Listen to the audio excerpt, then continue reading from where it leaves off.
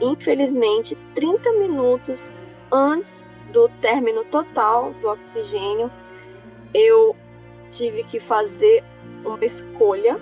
Esse relato, em um tom de impotência, é da anestesista Clarissa Cruz, que trabalha há 7 anos em hospitais de Manaus. Eu peguei todos os pacientes acima de 80 anos que estavam fazendo oxigênio em alto fluxo e iniciei um protocolo de alívio de dor com uma medicação em bomba de infusão chamada morfina e reduzi o fluxo de oxigênio deles para abaixo do necessário para eles saturarem corretamente. Eles estavam fazendo 15 litros e eu reduzi para 4 litros. E aí nós vimos aquela situação semelhante, eu acho, que uma pessoa dentro de uma câmara de gás sente, que é aquela sensação de asfixia, que é aquela necessidade de oxigênio, aquele clamor pelo oxigênio e a falta. Poucas horas antes, naquele 14 de janeiro, ela havia sido chamada para uma reunião com a direção da UPA Cidade Nova, na zona norte da cidade. O assunto? Restavam apenas 2 horas de oxigênio para mais de 20 pacientes da unidade. Eu tenho um bom relacionamento com a gestora dessa unidade de pronto atendimento que eu trabalho, né? Lá eu faço um trabalho administrativo de regulação de leitos. Então, nós estávamos já há muito tempo tentando transferir todos os pacientes por conta da superlotação. Nós não tínhamos mais onde internar pacientes. Em locais que nem havia ponto de oxigênio, tinha paciente internado com um cilindro externo, com um cilindro portátil, né? Então, num dado momento, ela me comunicou, ela chegou para mim e falou: Clarissa, eu não estou conseguindo contato com a White Martins, que é a empresa fornecedora. Nós só temos oxigênio para mais 2 horas. Se a gente continuar com o consumo que nós estamos agora, nós só temos oxigênio para mais 2 horas. Não tem oxigênio. E eu não estou conseguindo comprar. Eu estou com 18 cilindros vazios numa caminhonete rodando a cidade já desde de manhã e não tem oxigênio para comprar de forma particular. E, dado esse momento, ela me comunicou com o objetivo de, pelo amor de Deus, transfere o mais rápido possível. Consegue para mim o que você tiver no seu alcance. Por favor, me ajuda a salvar essas pessoas. Nesse momento, a gente focou em 2 frentes. Uma para transferir o máximo possível de pessoas e a outra frente para assistir os pacientes e começar a racionamento de oxigênio. Foi então que ela e os colegas tomaram a dramática decisão que você ouviu agora há pouco. Foram horas sem oxigênio para dar aos pacientes. Horas ministrando morfina para dar conforto. Horas assistindo pessoas morrerem asfixiadas. Um dos vídeos que circulou pelas redes sociais mostrou profissionais de saúde reunidos em uma roda, de mãos dadas, pedindo a Deus por uma solução. Pai nosso que estás no céu, santificado seja o vosso nome. Venha a nós o vosso reino, seja feita a vossa vontade. Concursada, Clarissa trabalha em outras unidades de saúde e principalmente na ambulância do SAMU. Para falar comigo, deixou a equipe avisada para o caso de uma emergência e ficou dentro do carro. Com dezenas de pacientes em estado grave e apenas 6 equipamentos usados para fazer a ventilação mecânica, ela me contou como os profissionais se uniram para fazer algo tão doloroso, como escolher quem tem mais chances de sobrevivência e como foram aqueles dias.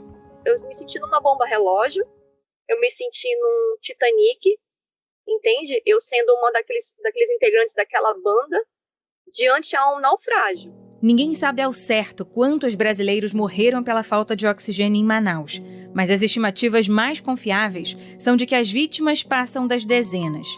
São pais, mães, filhos, amigos, que poderiam ter uma chance de sobreviver se não tivesse faltado algo tão básico quanto o ar que se respira. É uma perda trágica que vai marcar para sempre famílias como a de Iade Amado.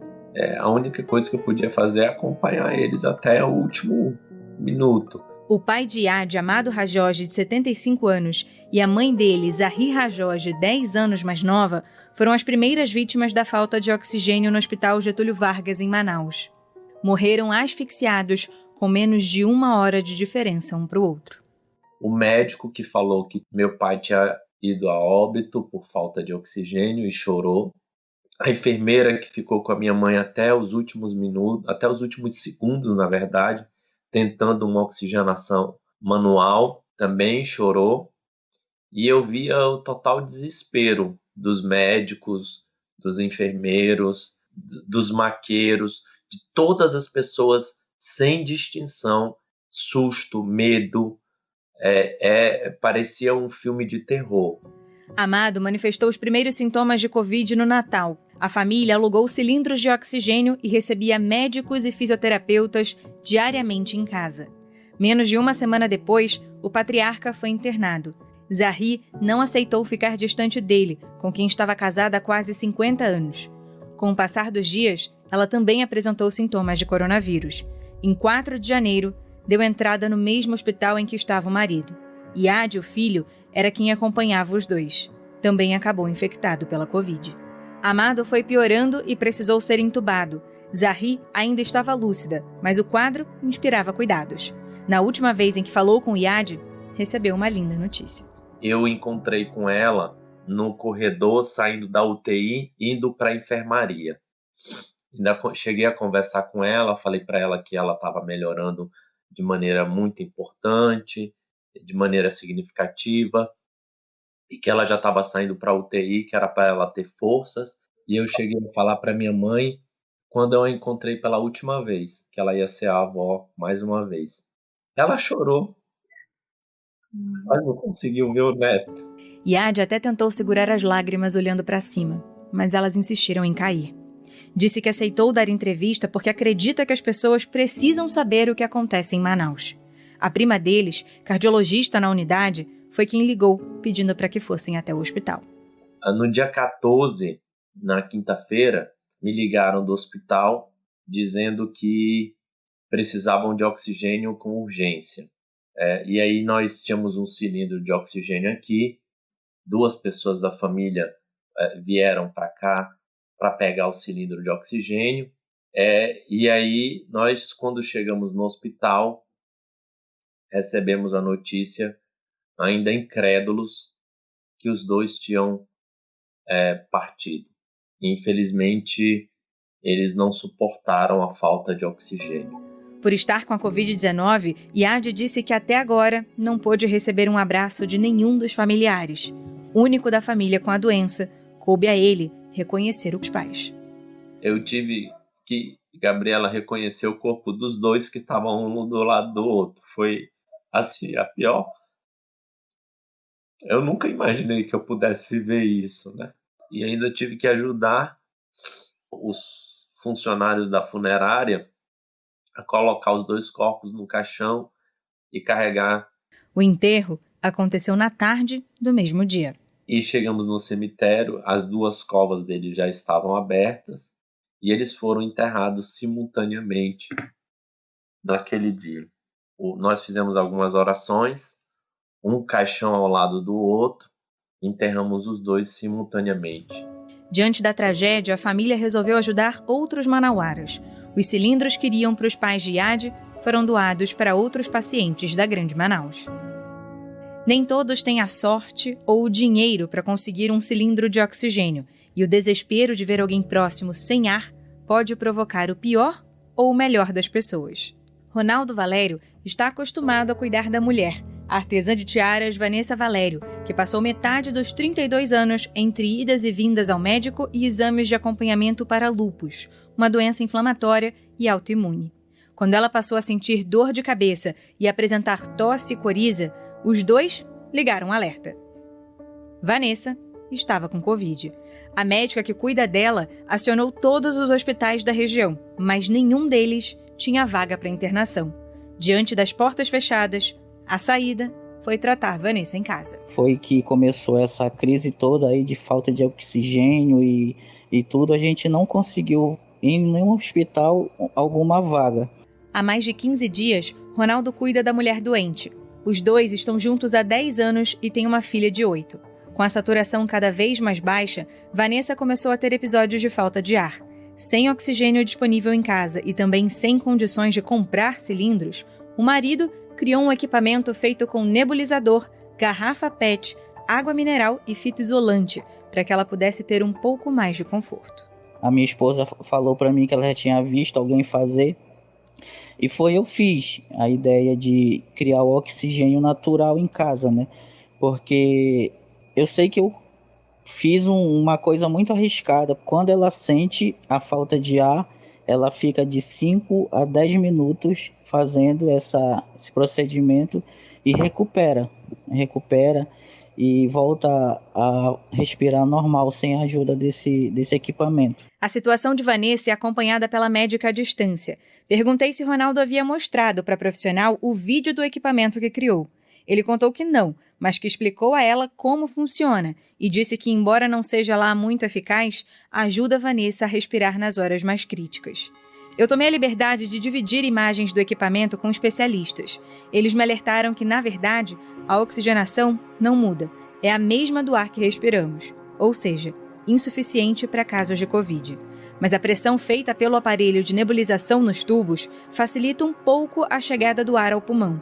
A água, por sua vez, ajuda a umidificar o ar. Por isso, Vanessa sente uma leve sensação de melhora. Embora já tenha passado do 15º dia de tratamento, ela ainda inspira alguns cuidados. Tem dificuldade para levantar, para andar e precisa do apoio do marido. Ronaldo se divide entre os cuidados com ela, a filha e a casa. Desde o início da pandemia, a família já vinha enfrentando dificuldades financeiras, porque não podiam sair de casa para vender as tiaras feitas por Vanessa, e a procura diminuiu. Com ela doente, não há qualquer produção. Há meses, eles vivem à base de doações. No dia em que falamos, perguntei a Ronaldo como estava a saturação de Vanessa depois das 2 semanas de tratamento. Ele não sabia me dizer, não tinha oxímetro em casa. O aparelho chegou no dia seguinte. É que pelas redes sociais, Ronaldo conheceu os voluntários do Oxigênio, um grupo de pessoas que se reuniu para ajudar a distribuir insumos para hospitais e pacientes que estão se tratando em casa.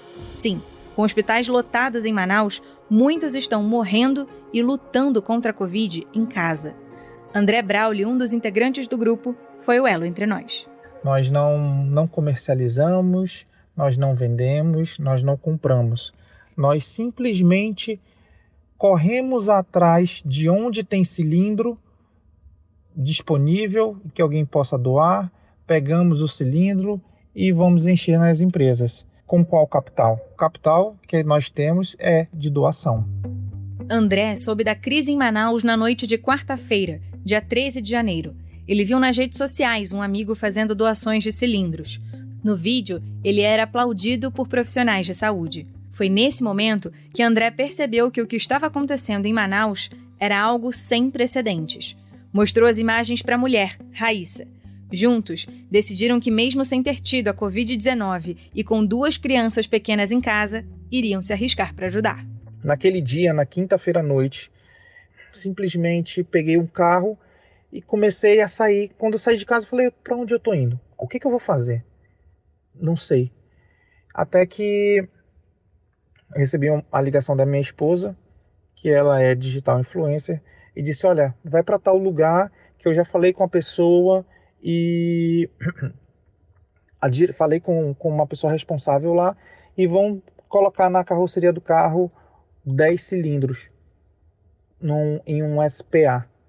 Aí eu falei, mas espera aí, eu não tenho autorização para pegar cilindro de ninguém. E eu vou para onde? Não, pega porque já está nesse nível. Fui para frente de uma fábrica, sem saber o que eu estava fazendo, sem saber o que era para fazer. Quando eu menos percebi, aquilo ali já formou uma aglomeração gigantesca.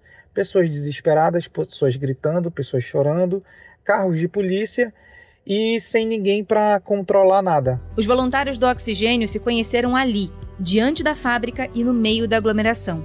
Desde então, passam o dia circulando por Manaus e recebendo mensagens de WhatsApp e ligações pedindo por ajuda. São pessoas fantásticas, pessoas maravilhosas que estão saindo das suas casas, que estão colocando a cara na rua correndo o risco de serem contaminadas, de levarem para os seus parentes e mesmo assim não estão desistindo de lutar. Quando eu e André falamos pela primeira vez, já tinham se passado mais de 4 dias do colapso total que atingiu Manaus. O volume de mensagens no celular dele é tão grande com pedidos de ajuda que a primeira mensagem dele para mim foi um pequeno questionário. Ele achou que eu estava precisando de ajuda também.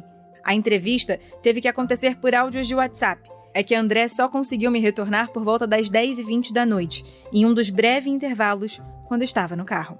Ele tinha ido até a casa de Ronaldo e Vanessa para entregar alimentos, itens de higiene, máscaras e um oxímetro. O cilindro de oxigênio, Ronaldo orientou que André levasse para um caso mais grave, já que Vanessa apresentou melhoras significativas nos últimos dias. Desde a noite de 13 de janeiro, André tirou uma espécie de licença do trabalho como advogado e empresário. Na madrugada de quarta para quinta-feira, a saúde de Manaus colapsou. Em plena pandemia de uma doença respiratória, faltou o mínimo necessário para o tratamento: oxigênio.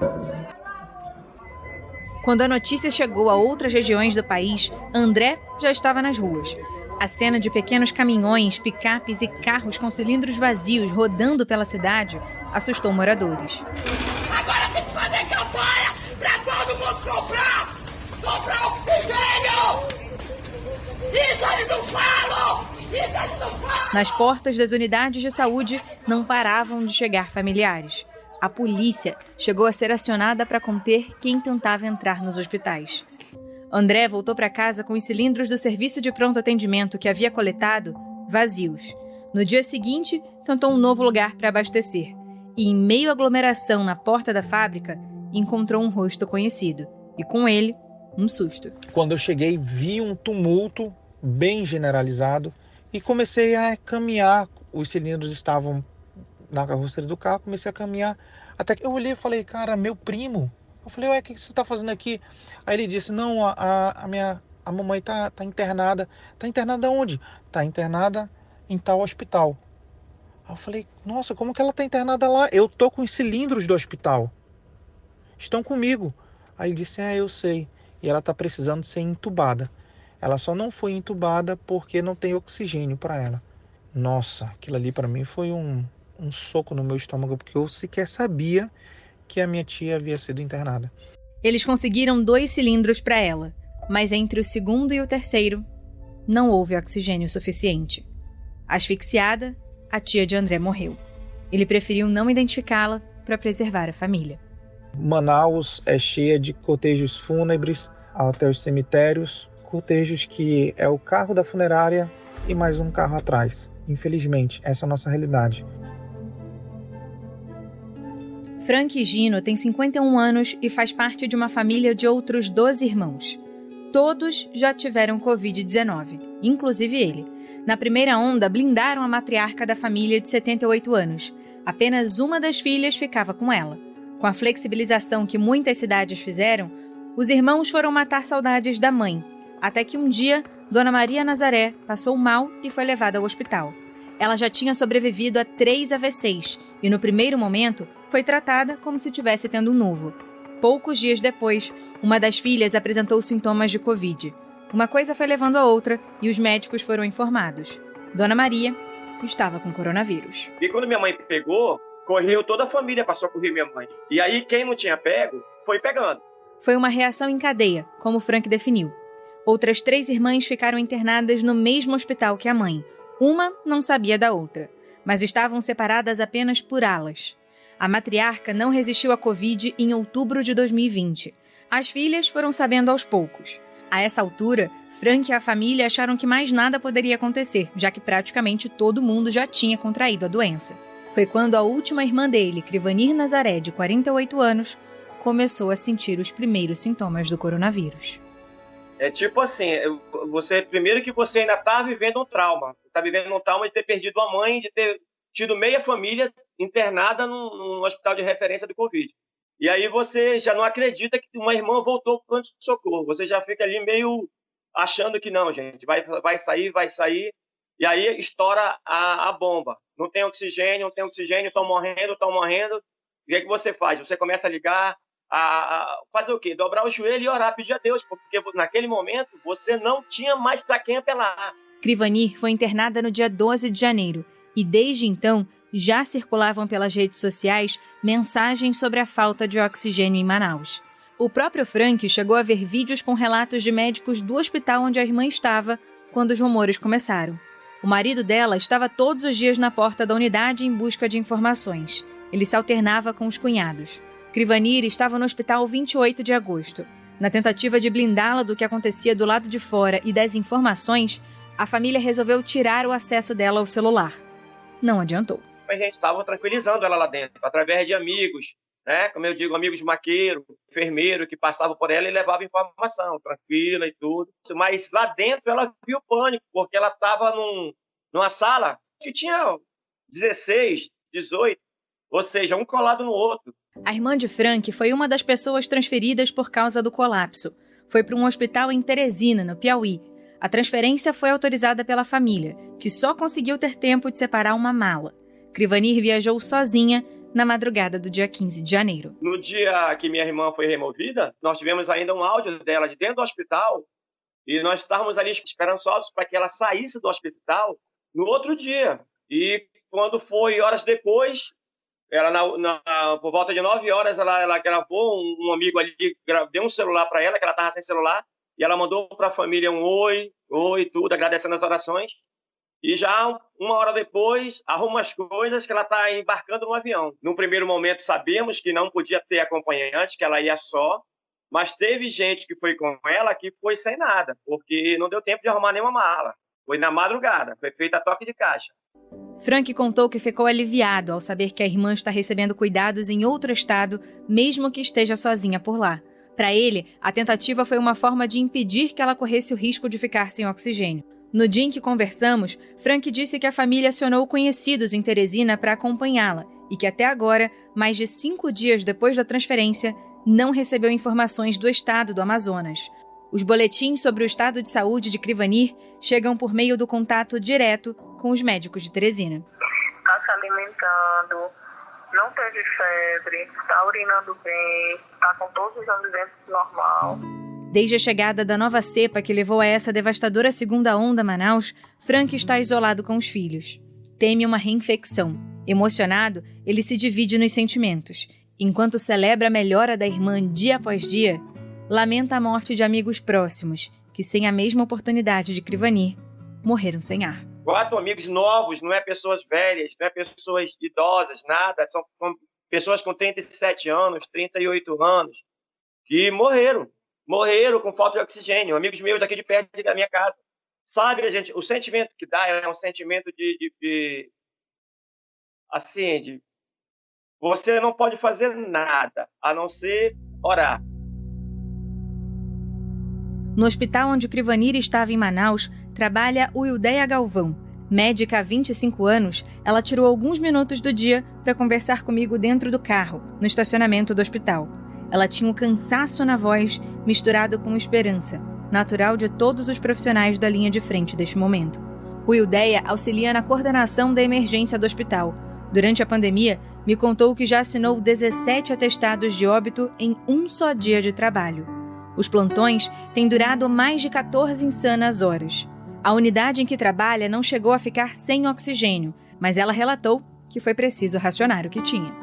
O que a gente ficou com muita dificuldade, que aí não teve mesmo, foram as balas de transporte de oxigênio, porque o paciente grave, ele precisa ser transportado da sala de emergência para UTI, da sala de atendimento para fazer tomografia, que precisa estar no oxigênio. Isso aí nós tivemos problemas sérios de transporte de paciente por conta da falta dos cilindros de oxigênio.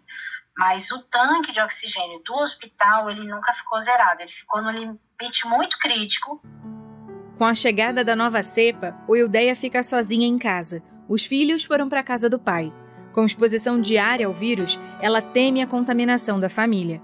Perguntei se ela estava conseguindo descansar em casa desde o dia 14. A gente volta para casa destruído, assim, porque é muito difícil você imaginar que um hospital que tem 500 pacientes internados e desses 500 você tem pelo menos 70% que está dependendo do oxigênio, você fica imaginando uma tragédia sem precedentes. Então, foi muito difícil para toda a equipe, muito difícil para toda a equipe da gestão. E aqui eu tenho que parabenizar a equipe do Hospital de Gestão que tentou conduzir da melhor forma possível isso. No dia 14 de janeiro, o Wildeia foi convocada para uma reunião do gabinete de crise do hospital. Foi naquela sala, com outros colegas, que soube do fim do oxigênio em algumas unidades e do temor da gestão de que isso pudesse acontecer ali. Juntos, traçaram estratégias para salvar o máximo de vidas possível. E é muito difícil para o médico ter eu não digo nem bom senso, porque não passa por bom senso, né? Passa por resiliência, por critério, por ter um sangue frio na hora para tomar essa decisão, entendeu? Mas é uma decisão que a gente leva para a vida toda. E no final das contas, é só você e aquela família. Não tem mais ninguém atrás. Pode ter várias pessoas, tá todo mundo fazendo isso, fazendo aquilo, correndo atrás disso, correndo atrás daquilo. Aí na hora de sentar, olhar olho no olho e conversar com um familiar de uma família dessa, é você e eles. A responsabilidade acaba sendo do médico que está ali no momento. Mesmo com toda a experiência, o Wildeia afirmou que os momentos seguintes foram de muita tensão, tristeza e necessidade de pensamento rápido e preciso. Nós procuramos não passar isso para os pacientes, né, porque isso só complicaria o quadro clínico do paciente. Imagina o paciente sabendo que o oxigênio é vital para ele e ele saber que pode acabar e pode não ter. Então, assim, a gente evitou ao máximo. Agora, muitos pacientes entram com celular e muitos pacientes viram as notícias e ficaram numa situação ficaram bem instáveis, bem ansiosos. E, assim, foi uma situação bem complicada de trabalhar isso com eles. E a equipe ficou assim, a equipe da linha de frente ficou estarrecida. Eu não posso dizer que desespero, porque a gente está habituado a trabalhar no limite. Desde a pandemia, a gente tem ultrapassado todos os limites da nossa capacidade de frieza, porque senão a gente não estaria até aqui. Mas muito preocupados, todos ficavam ligados no celular 24 horas, esperando acontecer alguma coisa, que se tivesse em casa, vim correndo para cá para ajudar os colegas. Ela já não consegue mais dizer ao certo quantos pacientes perdeu e quantos se recuperaram nos últimos dias. E afirmou que trabalhar no limite do limite é diário. Diário até no sentido de que tem momentos que você não tem como receber ninguém. Você está com o hospital cheio, com todos os seus pontos de oxigênio sendo usados. E assim tem sido nos nossos dias. Um dia após o outro, a equipe tentando se apoiar. Isso todos os dias, todas as horas, a todo momento, chega uma hora que a gente fica sem esperança. Uhum. E é o sentimento que eu estou mais lutando para não perder. Eu não quero ser uma pessoa que perde a esperança. E qual é a sensação quando a senhora consegue dar alta para um paciente? Eu não sei qual sentimento é maior. Se é de saber que ele vai voltar para casa, para a família, ou de saber que você está dando oportunidade para outra pessoa que está precisando ser atendida. Não sei te dizer. Do fundo do coração. Eu acho que hoje é saber que eu estou dando oportunidade para outra pessoa ser atendida. Mais de 100 pessoas foram transferidas, assim como Dona Crivani. Familiares compravam oxigênio para levar para pacientes internados. Algumas pessoas chegaram a relatar brigas por cilindros. Manaus virou um grande mercado de venda e aluguel de cilindros de oxigênio. Mesmo quem tinha dinheiro para comprar, não achava lugar que pudesse vender. Chegou um momento em que o pobre, o miserável, o paupérrimo está no mesmo patamar do rico, milionário, classe média, alta e baixa. Chegou um momento em que você podia oferecer 100 mil reais por um cilindro de oxigênio, só que não tinha. Mais tarde veio o anúncio do toque de recolher na cidade. Manaus precisou parar entre as 7 horas da noite e 6 da manhã do dia seguinte, uma tentativa de conter o avanço da doença pelos próximos dias. A Clarissa, a médica que eu te apresentei no começo, não esconde a emoção e a revolta de viver o que tem acontecido nos últimos dias na capital amazonense.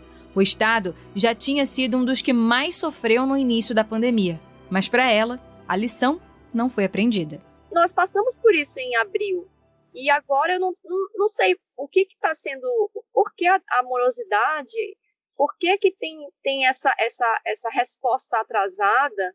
Nós não temos leitos suficientes. A gente ontem não tinha ambulância, não tinha leito, os pacientes estavam esperando, gravíssimos, às vezes até parados na frente dos hospitais no chão. Não tem leito de UTI. Então, está faltando essa resposta de todas as esferas em abrir novos leitos. Assim como Ildeia, Clarissa não encerra o expediente quando vai para casa. Continua prestando atendimento a pacientes que estão em casa e tentando a transferência de outros. Me disse que o número de pessoas jovens que chegam todos os dias na emergência ainda choca os profissionais. E emocionada, se lembrou de um caso que a marcou. São vários pacientes que me marcaram, mas o que talvez eu tenha me sentido mais impelida a refletir foi um paciente da minha idade que, quando eu cheguei na UPA, no plantão, ele estava roxo, sentado com a máscara, já em franca insuficiência respiratória muito grave, já não falava mais, e da minha idade, sem comorbidade, sem doença prévia, sem nada. E sentado numa maca, dentro de uma sala de nebulização, usando um cilindro de oxigênio portátil, ou seja, a bomba relógio. Naquele momento eu olhei para ele, e é um pai de família, é uma pessoa que ainda trabalha, que a família depende dele, que a mulher estava lá do lado desesperada, e foi a primeira coisa que eu fiz foi começar a tomar condutas e brigar por ele. Eu peguei, assim, o caso dele, eu falei, eu preciso salvar essa pessoa. Não é possível que uma pessoa... Então, eu peguei ele e mais uma jovem também, de 25 anos, que estavam nesse dia na UPA. Então, um de 25 e o outro de 35. Falei, esses eu preciso salvar. Eu não vou me permitir, me perdoar se eu não conseguir tirar essas pessoas, se essas pessoas não conseguirem um leito numa unidade hospitalar. Depois de 12 horas de tentativas, Clarissa conseguiu. A dupla sobreviveu à falta de oxigênio e garantiu um leito em um hospital. Com um sorriso no rosto, me disse que ficou feliz por ter conseguido as transferências. Mas como se não fosse suficiente lidar com o sofrimento e luto dos outros, ela também lida com a própria incerteza diante do coronavírus. A irmã dela luta contra a Covid no hospital. Gabriela, eu acho assim, eu ainda estou vivendo essa experiência. Talvez mais tarde eu vou parar para elaborar esse luto. Agora eu não tenho tempo. Agora o meu pensamento é o que eu posso fazer para contribuir, para ajudar. Nesse momento, o que eu tiver, eu estou com uma familiar de 40 anos, obesa, internada num SPA, gravíssima. Ontem chegou a saturar 50% com oxigenoterapia. Minha familiar, eu estou vivendo essa situação todo o tempo. Não existe folga. Nos dias em que Manaus virou notícia no mundo todo, brasileiros anônimos e famosos se uniram para enviar doações. Milhares de cilindros chegaram em questão de horas, inclusive de outros países. Nesse momento, o caminhão com oxigênio está cruzando a fronteira. A média de consumo de oxigênio chegou a quintuplicar em Manaus durante a crise. As fornecedoras operam acima da capacidade. Enquanto isso, André e os voluntários do oxigênio e tantas outras entidades que estão prestando ajuda humanitária diante da crise permanecem recebendo pedidos de ajuda. No dia em que a gente conversou, inclusive, o André chegou a ser parado pela polícia estava com um caminhão repleto de cilindros para as mais de 300 pessoas que estão na lista dos voluntários aguardando por doações. Ao contar que se tratavam de entregas doadas e após apresentar nota fiscal, ele foi liberado para seguir viagem. Ele se sensibilizou após ouvir os áudios, ver as fotos, ver que não eram pessoas com um viés político, nem com viés comercial. Era tudo pessoas embutidas do sentimento de solidariedade, de compaixão, que só querem salvar vidas. Poucos dias depois do início do colapso, Manaus permanece operando acima do limite. Hospitais sem vagas fecharam as portas. A situação na rede pública de saúde não é diferente das unidades privadas, que usam as redes sociais para informar que não há mais leitos disponíveis. O mesmo cenário em cemitérios. Nos últimos dias, os números ultrapassaram 200 sepultamentos diários. Profissionais de saúde já prevêem uma nova onda de falta de oxigênio. Em meio às incertezas, o Ministério Público investiga as responsabilidades pelo colapso. Nas esferas estadual e federal, aquele eterno jogo de empurra. Enquanto isso, a vacina contra a Covid chegou a Manaus. Foram pouco mais de 40 mil doses divididas em 2 aplicações. Um número insuficiente para vacinar a metade dos profissionais de saúde da linha de frente no combate à pandemia. E logo na primeira semana, já houve um novo escândalo. Pessoas fora da lista estavam recebendo a vacina. Foi preciso, então, suspender a imunização de profissionais da saúde para redefinir prioridades.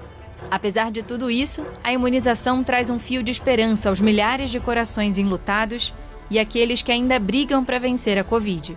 Mas, por enquanto, o sentimento que fica ainda é o de revolta.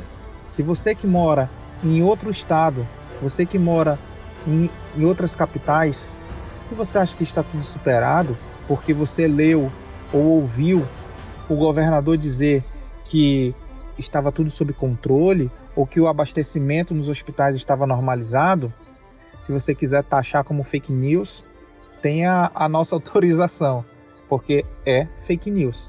Quando tudo estabelecer, quando tudo voltar ao normal, ou quando tudo estiver sob controle, o povo amazonense vai avisar o governador. O governador vai ficar sabendo porque pessoas vão deixar de morrer. Porque pessoas vão deixar de mandar mensagens para o meu celular, para o celular dos meus amigos, desesperadas, chorando, gritando, agonizando, sem ter como respirar.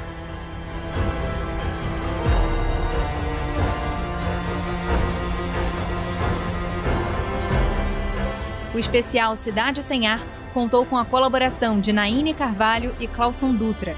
A edição é de Lucas Soares e Thiago Barbosa. A sonorização de Cláudio Antônio. A produção e o roteiro é de Gabriela Viana.